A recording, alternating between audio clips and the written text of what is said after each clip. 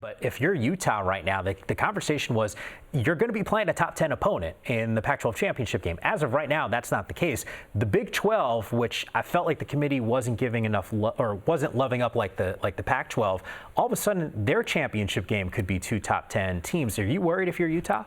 I don't think so. I mean, to me, what world are we in when all of a sudden Oregon loses and that's going to affect Utah's chances? Sure. Utah went out and dominated. That's all they've done since they lost on the road at USC in mid-September. They've won every game by an average of 30 points since that moment. So they've dominated. And I think if you're going to comp, right, I look at Baylor, for instance. If it's truly body of work, their body of work has not been the most impressive, right? They almost lost to Rice early on. Iowa State, they win by 2. Texas Tech, they win by 3. West Virginia, they win by 3. It's not like they've been dominant, even if they are to beat Oklahoma twice in the Big 12, once in the Big 12 title game, or if Oklahoma is to beat Baylor twice. It's not like they've been dominant either. No. So I look at what Utah has done factually, and I say, okay, they're in fine position right now. All right, I'm going to take you through an exercise. You and I both did the mock selection. They don't do this in the room. There's no such thing as blind resumes. That's an NCAA tournament type selection process. They don't do that for the college football playoff. But here's a look. Team 1, Team 2, Team 3. Clearly, Team 1 has got the numbers, scoring differential in league play, the current winning streak, and the best. Yeah. Shockingly, it's Utah.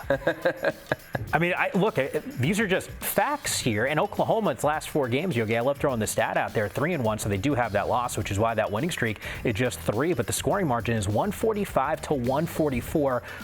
With 10 turnovers. They're barely winning these games. Utah on the other side, 4-0 during that span, 152 to 38 with just 4 turnovers. They are smashing teams. And by the way, why do we even have Alabama on that full screen? They're not going to have a conference championship.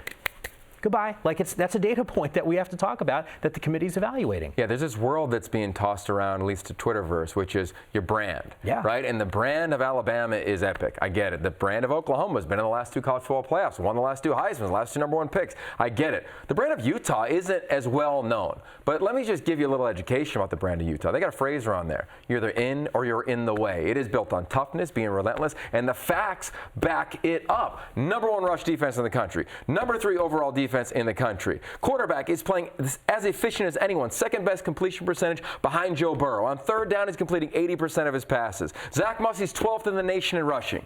Dude missed a game in 3/4. The game he missed was USC. So what am I saying? I could care less about your brand. We love the brand for highlight videos and montages, and that stuff's great. But when we're talking about the best 4 teams, to me, they've played that well. So they need Oregon to win. If they lose to Oregon State, that's not going to be great. But fundamentally, the truth about this team would say that if they win out, they're a top 4 team. Yeah, and they still need to handle business to get to that championship game, the matchup against Colorado.